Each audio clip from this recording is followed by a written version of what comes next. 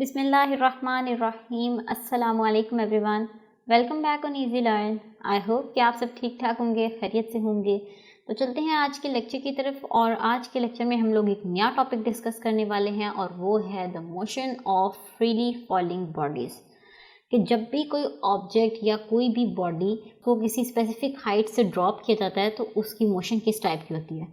सो क्या करें इसके लिए सबसे पहले कि drop an object from some height, किसी भी कोई भी ऑब्जेक्ट लें, उसे स्पेसिफिक हाइट पर ले जाकर ड्रॉप कर दें and then observe its motion, और उसकी आप मोशन को ऑब्जर्व करें कि वो किस टाइप की है।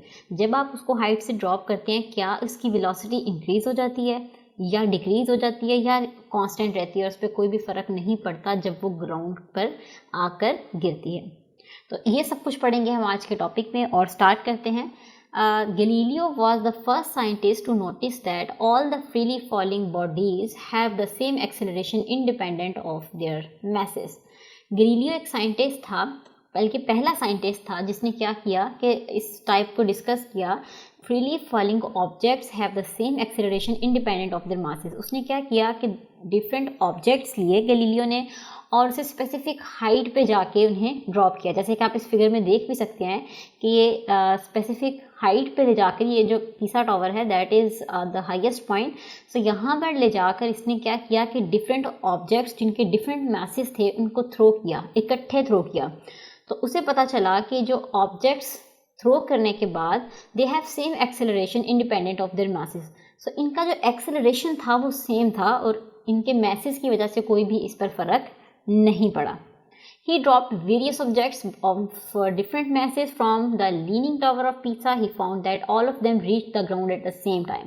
तो उसने क्या ऑब्जर्व किया कि उसने जो डिफरेंट ऑब्जेक्ट्स थ्रो किए थे, एक बड़ा ऑब्जेक्ट है एक छोटा ऑब्जेक्ट है, ठीक है। तब इसने थ्रो किया स्पेसिफिक हाइट से, तो उसने क्या नोटिस किया कि ये जो दोनों ऑब्जेक्ट्स हैं ये सेम टाइम पर ग्राउंड पर रीच करते हैं, यानी कि ग्राउंड तक जब पहुंचे तो उनका टाइम सेम था।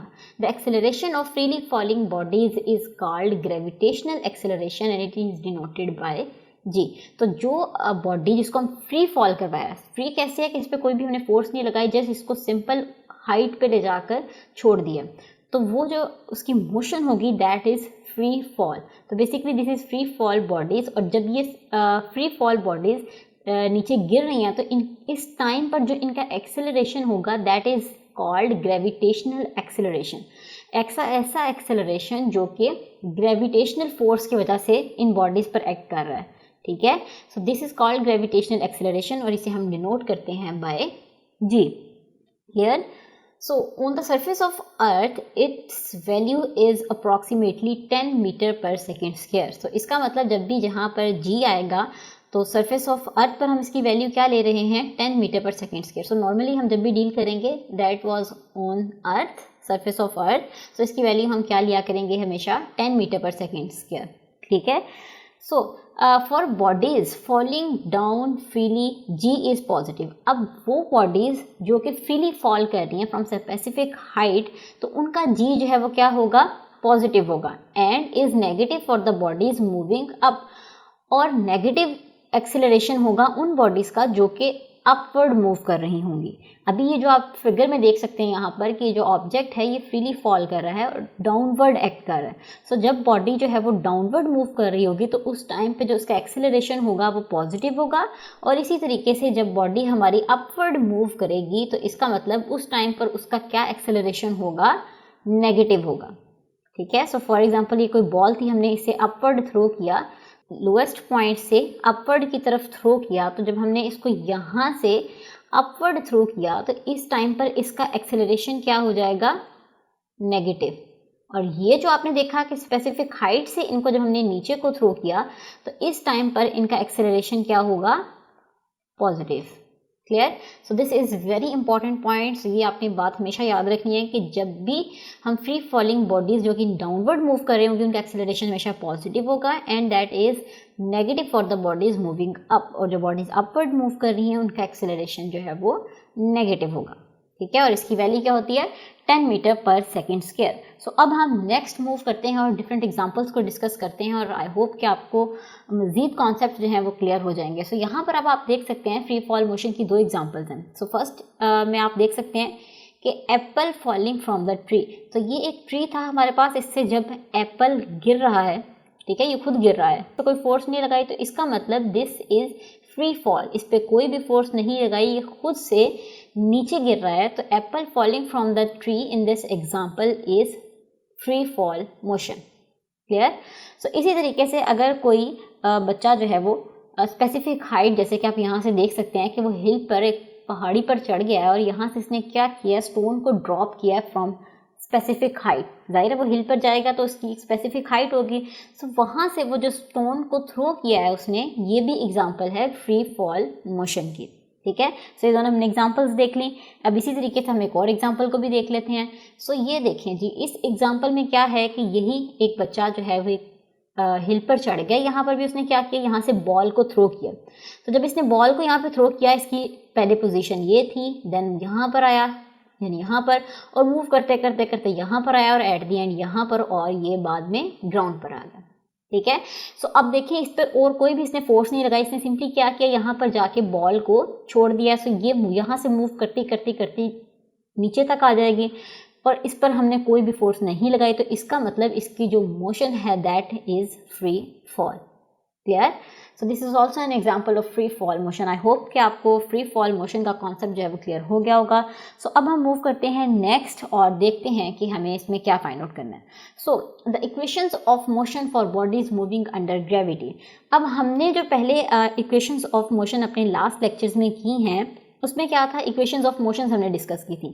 सो अभी जो हम लिखने लगे हैं equations of motion for the bodies moving under gravity, वो यूनिफॉर्म एक्सेलरेशन में जो बॉडी मूव कर रही होती थी उनके लिए थी। सो अभी जो हम इक्वेशंस लिखेंगे वो होंगी ड्यू टू ग्रेविटी, ऐसी बॉडीज जिनकी मोशन हो रही होगी ड्यू टू ग्रेविटी। ठीक है, सो सबसे पहले हम यहाँ पर अपनी जो इक्वेशंस थी उनको लिख लेते हैं। So first equation of motion was Vf is equals to Vi plus At. This is the first. Second equation of motion क्या थी हमारे पास, S is equals to Vit plus 1 by 2 At square. So अभी जो हम different equations of motions लिख रहे हैं तीनों, ये एक्सेलरेशन की फॉर्म में है। ठीक है, और थर्ड वाली क्या थी हमारे पास, 2As is equals to Vf square minus Vi square. So ये हमने जो है वो अभी अपने प्रीवियस लेक्चर्स में ये तमाम इक्वेशंस ऑफ मोशन डिराइव भी करना सीखी हैं और ये हमें पता है कि ये रिजल्ट बेसिकली है क्या।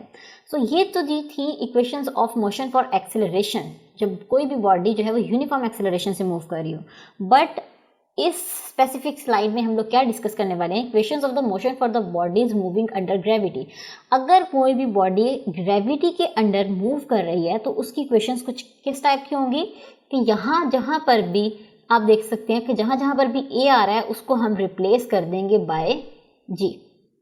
ठीक है, ए को हम रिप्लेस कर देंगे बाय जी, और एस यानी कि डिस्टेंस, तो एस से कोई भी फर्क नहीं पड़ता, एस को आप डिस्टेंस को एस की फॉर्म में लिख लें या आप हाइट की फॉर्म में लिख लें। ठीक है, सो एस की जगह पर हम मेंशन कर देंगे एच, तो बाकी किसी भी इक्वेशन पर कोई भी फर्क नहीं पड़ता। सो आप यहाँ से देख सकते हैं कि सिर्फ जो डिफरेंस आया है यहाँ पर वो किस चीज़ का आया है कि ए की जगह पर क्या रिप्लेस हो गया है, जी। So we F is equals to we I plus A T था, so this becomes V I plus G T. इसी तरीके से एस हमने किससे रिप्लेस किया था, एच से, यानी कि हाइट से। So H is equals to we I T plus 1 by 2 G T square, और थर्ड इक्वेशन हो जाएगी 2 G H is equals to V F square minus we I square. So ये इक्वेशंस बेसिकली वही हैं, सिर्फ फ़र्क क्या पड़ा है कि हमने एक्सेलरेशन को रिप्लेस कर दिया है बाय जी। तो जब भी ऑब्जेक्ट जो है वो ड्यू टू ग्रेविटी मूव कर रहा होगा या ग्रेविटी का असर अंदाज हो रही होगी उस ऑब्जेक्ट की मोशन पर, तो हम उस केस में ए को रिप्लेस कर दिया करेंगे बाय जी। बाकी पूरी की पूरी इक्वेशन एज इट इज़ है, आप देख सकते हैं कि किसी भी इक्वेशन में कोई भी फ़र्क नहीं आया। सो इसी वजह से मैंने यहाँ पर आपको पहले तीनों इक्वेशंस लिख कर दिखाई हैं कि ये जो तीनों इक्वेशंस हैं बेसिकली ये सेम है, सिर्फ फ़र्क क्या आया, हमने ए को रिप्लेस कर दिया यहाँ पर जी से। तो अब हम चलते हैं नेक्स्ट, और नेक्स्ट में हम एग्जाम्पल 2.14 को सॉल्व करेंगे, और ये जो एग्जाम्पल है ये रिलेटेड है motion of freely falling bodies. So अभी जो हमने कॉन्सेप्ट पीछे पढ़ा है उसको हम अब प्रैक्टिकली यहाँ पर इम्प्लीमेंट करेंगे और देखते हैं कि जब हमारे पास फ्री फॉलिंग बॉडीज़ के प्रैक्टिकली क्वेश्चंस आते हैं तो उन्हें हम किस तरीके से सॉल्व कर सकते हैं। Clear? So a stone is dropped from the top of the tower. देखा, जैसे कि आपने यहाँ पर अभी देखा कि अ stone is dropped from the top of the tower, और जैसे कि अभी हमने प्रीवियस एग्जांपल्स में भी डिस्कस किया कि जब भी ऑब्जेक्ट को आप स्पेसिफिक हाइट पर ले जाकर ड्रॉप करेंगे तो वो किसकी एग्जाम्पल होगी, that object will move under the action of freely falling bodies. So वो एग्जाम्पल हो जाएगी फ्रीली फॉलिंग बॉडीज की। Clear? The stone hits the ground after 5 seconds. So stone ने हिट किया ग्राउंड को आफ्टर 5 सेकेंड्स। फाइंड, अब हमें क्या क्या फाइंड करना, height of the tower and velocity with which the stone hits the ground. Clear?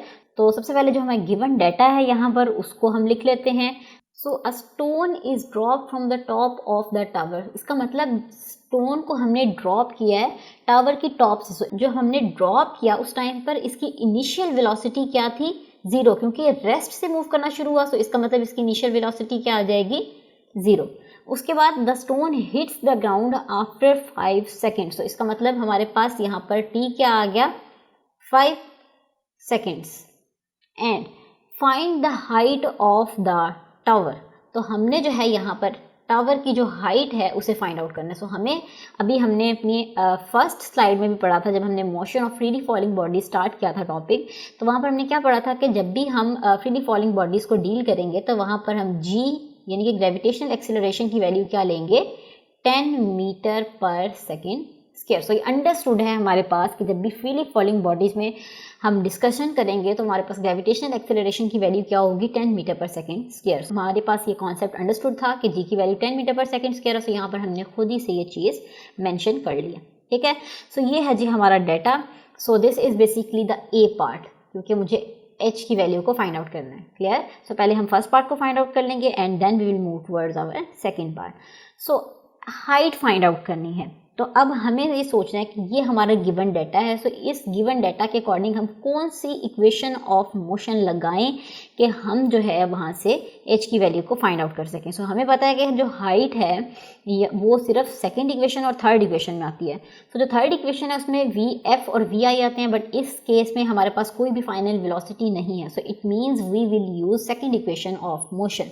सो यहाँ पर मैंशन कर देंगे using second equation of motion. तो ये क्या आ जाएगा हमारे पास, एक दफ़ा इक्वेशन लिख देते हैं, h is equals to we I T plus 1/2 g T square. Clear? So अब आप देख सकते हैं कि मैंने यहाँ पर एक ही जगह पर क्या लिया है, जी। सो यहाँ पर अब हम वैल्यूज पुट कर देते हैं। So v i is equals to 0 into t की क्या वैल्यू है, 5 प्लस 1/2, जी की वैल्यू है हमारे पास 10 एंड अगेन टी की वैल्यू है हमारे पास 5। सो इसका आ जाएगा स्क्वायर। इसे सॉल्व कर लेते हैं। सो ये आ जाएगा 0 into 5, 0 plus 1/2 into 10 into 5 5 are 25। So 2 1 are 2 and 2 5 are 10। So 5 into 25 ये मेरे पास आ जाएगा 125। So 0 plus 125। तो यहाँ से हमारे पास हाइट की क्या वैल्यू आ जाएगी, height is equals to 125 metres. ठीक है, सो जो यूनिट आपने मेंशन करना नहीं भूलना, हाइट का यूनिट होता है in the form of meters. So ये हमारा निकल आया जी फर्स्ट पार्ट। तो अब हम देख लेते हैं कि हमें अपने बी पार्ट में क्या फाइंड आउट करना है। So in the b part we have to find the value of velocity, the velocity with which the stone hits the ground, यानी कि यहाँ से हमें वी_f को फाइंड आउट करना है। मुझे कैसे पता चला कि v_f है, जैसे कि आप देख सकते हैं कि इनिशियल वेलोसिटी हमें पता है, गिवन है, अंडरस्टूड थी हमें क्वेश्चन में कि वो 0 है, क्योंकि ऑब्जेक्ट रेस्ट पर था, फिर ही उसने मूव किया। तो इसका मतलब पहले वो रेस्ट पर था देन ऑब्जेक्ट मूव किया। सो the velocity with which stone hits the ground, जब वो ऑब्जेक्ट जो है वो ग्राउंड पर हिट करेगा स्टोन, उस टाइम पर जो वेलोसिटी होगी दैट विल बी v_f, क्योंकि वो फाइनल वेलोसिटी होगी। क्लियर? सो अब हमारे पास हाइट भी आ चुकी है, g की वैल्यू है, t vi की भी वैल्यू है, t की भी वैल्यू है, h की भी वैल्यू है। सो हम क्या करेंगे, यहाँ पर थर्ड इक्वेशन ऑफ मोशन लगाएंगे, क्योंकि थर्ड इक्वेशन ऑफ मोशन से इजीली हम लोग जो है v_f की वैल्यू को फाइंड आउट कर सकते हैं। सो अब नेक्स्ट मैं क्या करने वाली हूँ, यहाँ पर applying third equation of motion. तो आपने यहाँ पर मेंशन करना है using third equation of motion. So क्या होती है हमारे पास third equation of motion, v F square minus we I square is equals to 2g h। Clear? g को मैंने यहाँ पर रिप्लेस किया हुआ है, जैसे कि हमने पीछे भी पढ़ा, a को रिप्लेस किया है g के साथ और s की जगह पर क्या आ रहा है, यहाँ पर h आ गया। ठीक है, तो अब यहाँ पर हम वैल्यूज पुट करेंगे और वी एफ स्क्वायर की हमें जो वैल्यू है वो फाइंड आउट करनी है। सो वी एफ स्क्वायर है वो एज इट इज आ जाएगा, माइनस वी आई की वैल्यू हमें पता है 0 है, सो इसका स्क्वायर आ जाएगा, इज इक्वल्स टू 2 इंटू जी की वैल्यू हमें पता है 10 है और h की वैल्यू हम यहाँ से निकाल चुके हैं 125। सो अब हम इसे इग्नोर कर सकते हैं क्योंकि वी एफ स्क्वायर 0 हो जाएगा। So V F square is equals to 2 into 10 into 125, ये मेरे पास आ जाएगा 2500। सो दिस इज 2500 और इसका यहाँ पर आएगा metre square per second square. सो आप अगर आपको यहाँ पे ज़रा सी भी कन्फ्यूजन, आप क्या करें, यहाँ पर यूनिट्स लगाएं और उनको चेकआउट कर सकते हैं। सो हमें जो है वो फाइनल वेलोसिटी फाइंड करनी है, बट ये जो हमारे पास वैल्यू आई है this is v F square. So हम क्या करेंगे, we will take square root on both sides. So यहाँ पर मेंशन कर देंगे टेकिंग स्क्वायर। सो आपने इस स्क्वायर रूट को पूरा मेंशन करना है क्योंकि आपको पता है यहाँ पे लेक्चर का टाइम कम होता है, सो मैं शॉर्ट फॉर्म्स यूज़ कर रही हूँ। सो आपने हरगिज़ मेरी शॉर्ट फॉर्म्स पर नहीं जाना। Taking square root on both sides, तो क्या आ जाएगा यहाँ पर, v F square root is equals to square root of 2500 metre square per second square. तो स्क्वायर रूट लेने के बाद मेरे पास वी एफ की क्या वैल्यू आ जाएगी, 50 meter per second. Clear? So this is the final velocity with which stone hits the ground. So जब आपने पूरा क्वेश्चन सॉल्व कर लिया तो आपने यहाँ पर एक लाइन मेंशन करनी है और वो लाइन क्या है मैं भी आपको बताती हूँ। दस the height of the tower, जैसे कि हमने फाइंड आउट किया क्वेश्चन में बीवी के ए पार्ट में, the height of the tower is 125 metre.